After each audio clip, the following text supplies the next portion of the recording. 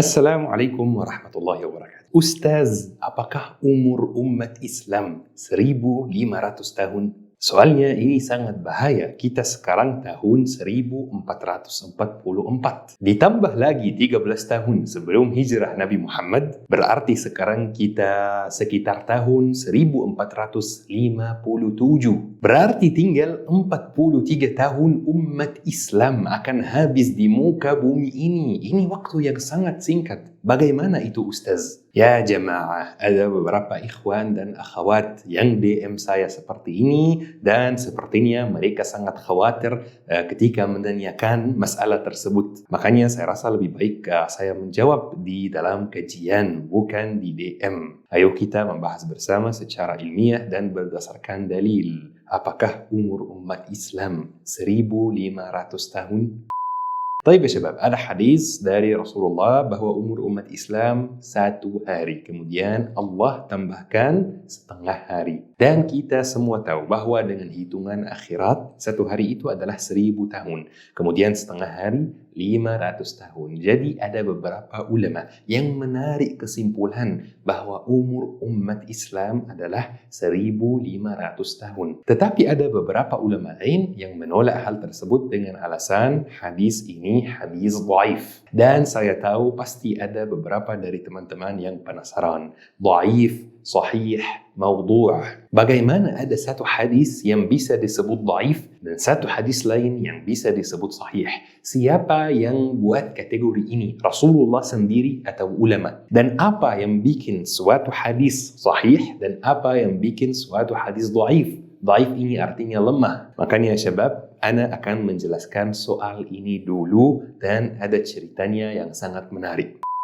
Baik ya syabab, Rasulullah Nabi Muhammad adalah Rasul dan Nabi terakhir. Dan beliau juga merupakan guru dari semua sahabat Rasulullah dan semua ulama, semua tabi'in, semua tabi'it tabi'in. Jadi kadang-kadang beliau mengucapkan sesuatu seperti khairukum khairukum ya ahli. Yang paling baik di antara kalian adalah yang paling baik terhadap keluarganya. Ini kan sebuah ucapan dari mulut Rasulullah. Makanya disebut hadis. Ini artinya hadis ya syabab. Tetapi di zaman Rasulullah mayoritas hadis tidak dicatat ya teman-teman. Karena kan kita sekota dengan Rasulullah. Jadi jika merasa bingung, jika merasa butuh fatwa, tinggal pergi ke Rasulullah langsung dan bertanya. Tetapi setelah Rasulullah SAW meninggal, para salaf, para tabi'in, para tabi'it tabi'in mulai memimpin dan mereka mulai menghadapi beberapa masalah baru yang sesuai dengan zamannya, beberapa masalah yang tidak pernah ada di zaman Rasulullah. Maka mereka membutuhkan arahan Rasulullah, mereka membutuhkan pendapat Rasulullah. Tetapi Rasulullah sudah meninggal dunia. Jadi mereka mulai cek ulang ucapan Rasulullah atau yang disebut dengan hadis. Mereka mulai bertanya-tanya, ya fulan, kamu dengar Rasulullah membahas masalah ini atau tidak? Kalau kamu dengar, apa yang beliau ucapkan? Dan ada yang mulai catat. Tetapi masalahnya era mereka ini tidak semurni era Rasulullah SAW. Mulai ada orang yang tidak baik, orang yang mengaku dengar hadis dari sahabat, tetapi ternyata dia tidak pernah ketemu sahabat tersebut. Rasulullah mengucapkannya kepada sahabat dan sahabat itu mengucapkannya kepada orang lain dan orang lain itu mengucapkan kepada orang lain lagi. Jadi ada yang mengaku dengar dari sahabat, ada yang mengaku dengar dari tabi'in, ada yang mengaku dengar dari tabi'it tabi'in, tetapi informasinya tidak benar dan dia tidak pernah ketemu sahabat tersebut atau tabi'in tersebut. Makanya para ulama kita mulai buat peraturan untuk menolak atau menerima ucapan yang diduga ucapan Rasulullah sallallahu alaihi wasallam. Dari sini muncul hadis sahih yang artinya hadis benar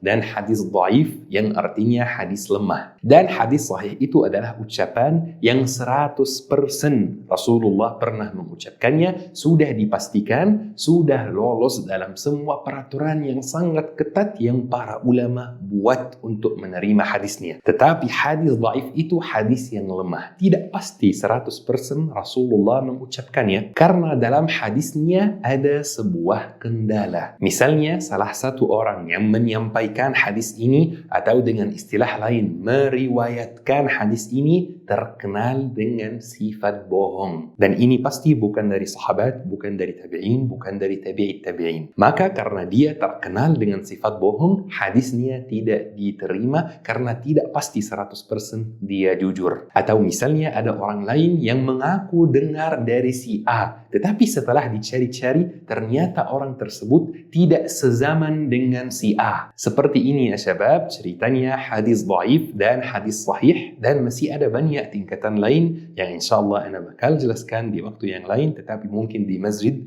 bukan di sosmed seperti ini. Syabab yang mulai ngantuk, ayo cuci muka dulu. Memang cari ilmu dari sumber yang terpercaya, yang benar itu tidak mudah di zaman kita ini. Jadi ya syabab, hadis bahwa umur agama Islam itu 1500 tahun, itu hadis yang dhaif, belum tentu, belum pasti disampaikan oleh Rasulullah SAW. Apalagi orang yang suka mengulangi hadis ini, mereka biasanya bilang seperti ini, umur agama Islam, dan ini kekeliruan yang sangat besar. Karena agama Islam itu bukan agama yang baru. Umat Nabi Muhammad ini bukan umat Islam. Umat Nabi Muhammad ini salah satu umat Islam. Karena Islam itu agama Allah, satu-satunya agama yang Allah ridai. Nabi Adam beragama Islam, Nabi Musa beragama Islam, Nabi Ibrahim beragama Islam, Nabi Isa beragama Islam. Jadi kalau kita membahas persoalan ini, tidak tepat kita mengatakan umur agama Islam. Lebih tepatnya kita menggunakan kalimat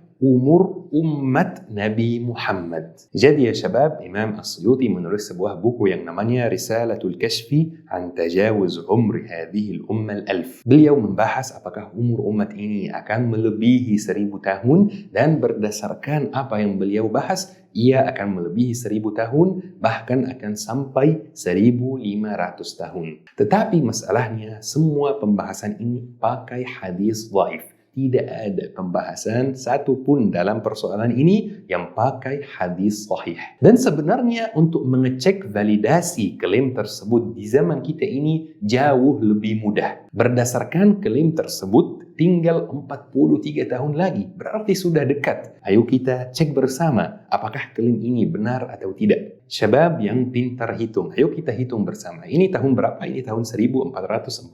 Ditambah lagi 13 tahun sebelum hijrah, berarti tahun 1457.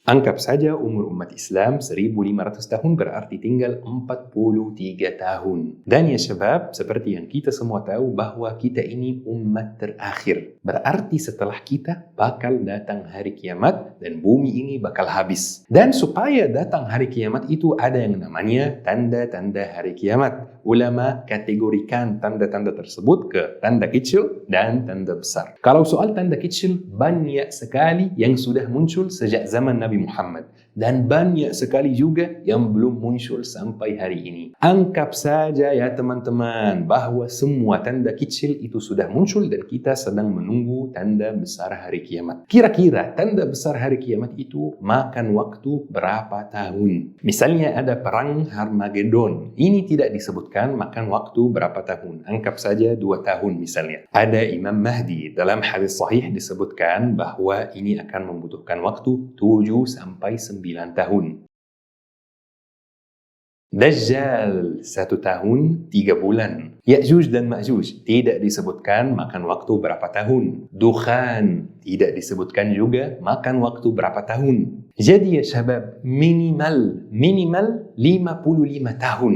Tetapi sesuai klaim tersebut bahwa umur agama Islam 1500, hanya tinggal 43 tahun. Bagaimana itu? Ada satu lagi ya syabab, Rasulullah SAW pernah bersabda bahwa akan ada era kenabian, yaitu era kenabian beliau sendiri. Dan era tersebut akan tetap ada sampai Allah mengakhirinya. Kemudian akan ada era khilafah yang mengikuti metode kenabian sampai Allah mengakhirinya. Kemudian akan ada kerajaan mengingit sampai Allah mengakhirinya. Kemudian akan ada kekuasaan diktator, era kekuasaan diktator sampai Allah mengakhirinya. Kemudian akan ada lagi khilafah yang mengikuti metode kenabian. Jadi ya syabab, ini hadis sahih, dan era kerajaan yang mengingit itu berakhir dengan runtuhnya kekuatan besar di dunia seperti Uni Soviet, Turki Utsmani, Jerman, dan lainnya. Kemudian kita sekarang di era kekuasaan diktator. Baru 100 tahun di era tersebut. Dan 100 tahun itu bukan waktu yang bisa dibilang lama dalam sejarah umat. Dan tidak disebutkan kapan era ini akan berakhir. Era ini ya syabab tidak mesti ada di semua negara ya. Misalnya di Indonesia, alhamdulillah kondisi kita jauh lebih baik dari negara-negara Arab yang menderita gara-gara era ini. Jadi ya syabab, tinggal satu era lagi. Masa ya syabab, era kita ini cepat berakhir. Terus era yang baru mulai. Terus berakhir. Terus muncul tanda kecil hari kiamat yang belum muncul. Terus muncul tanda besar hari kiamat. Semuanya hanya dalam waktu 43 tahun. Ini ya syabab tidak masuk akal. Tunisia ketika mereka mau menggantikan presiden dengan presiden yang baru, mereka membutuhkan waktu 24 tahun. Mesir ketika mau menggantikan presiden dengan presiden yang baru membutuhkan waktu 30 tahun. Libya ketika mau menggantikan presiden dengan presiden yang baru membutuhkan waktu 42 tahun. Jadi ya syabab, menurut ana dan menurut banyak asatiz lain bahwa klaim ini tidak masuk akal dan tidak benar sesuai agama. Umur umat Islam, umur umat Nabi Muhammad bukan 1500 tahun dan tidak ada yang tahu berapa umur umat ini. Apalagi kalau kita lihat perintah Rasulullah SAW ketika Rasulullah ditanya oleh seseorang tentang hari kiamat. Beliau ditanya kapan hari kiamat pas beliau khutbah di mimbar. Kira-kira apa jawaban beliau? Beliau diam sampai beliau ditanya lagi oleh orang tersebut. Baru beliau menjawab, apa yang kamu siapkan untuk menyambut kedatangan hari kiamat. Jadi ya syabab, pertanyaan kapan kiamat, berapa umur umat Nabi Muhammad itu pertanyaan yang tidak bermanfaat. Yang bermanfaat itu kita menyiapkan diri supaya kalau misalnya kiamat terjadi besok, kita merasa kita sudah memenuhi kewajiban kita terhadap agama kita, terhadap negara kita, terhadap keluarga, anak, istri, orang tua kita. Tidak ada yang tahu sama sekali kapan kiamat termasuk Nabi Muhammad SAW. Anggap saja bapakmu tahu kapan beliau meninggal dunia. Pasti beliau akan setiap hari membahas hal tersebut itu bersama antum. Membahas hal tersebut itu bersama istrinya, yaitu ibu antum. Bersama adik-adik antum. Misalnya menasihati antum apa yang perlu dilakukan setelah beliau meninggal. Jika umur umat Islam benar-benar 1500 tahun, berarti kita harusnya ketemu banyak kabar tentang hal tersebut di buku-buku turas, buku-buku ilmu agama. Berarti seharusnya sahabat banyak bertanya tentang hal tersebut. Ini hal yang sangat penting kan? Tetapi sebenarnya tidak ada itu semua. Hal tersebut tidak viral, tidak dibahas di zaman sahabat. Kita hanya ketemu hal tersebut dalam beberapa hadis dhaif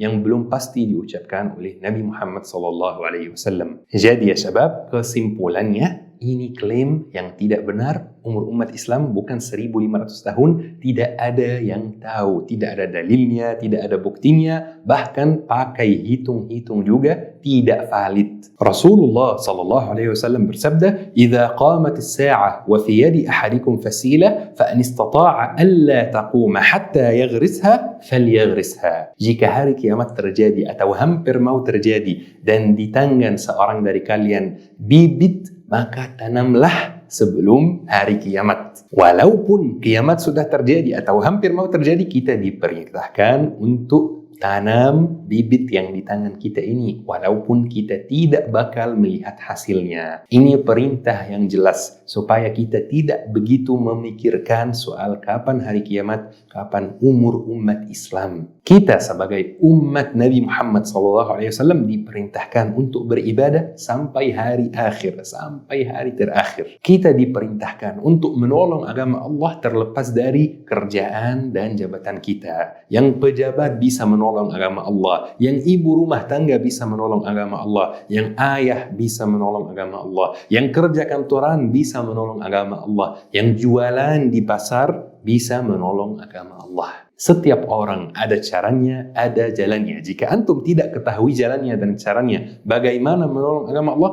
maka tanyalah. Yang penting syabab, kita fokus pada hal yang layak dapat perhatian dan fokus kita. Tetapi duduk di rumah terus mikirin hari kiamat dan mikirin kapan hari kiamat dan mikirin umur umat Nabi Muhammad, itu tidak bermanfaat bagi umat dan negara. Bismillah ya syabab, semoga kita semua termasuk orang yang amalannya dan perbuatannya diridai oleh Allah Subhanahu wa taala. Semoga kita semua termasuk ahli surga dan dijauhkan dari neraka Jahannam.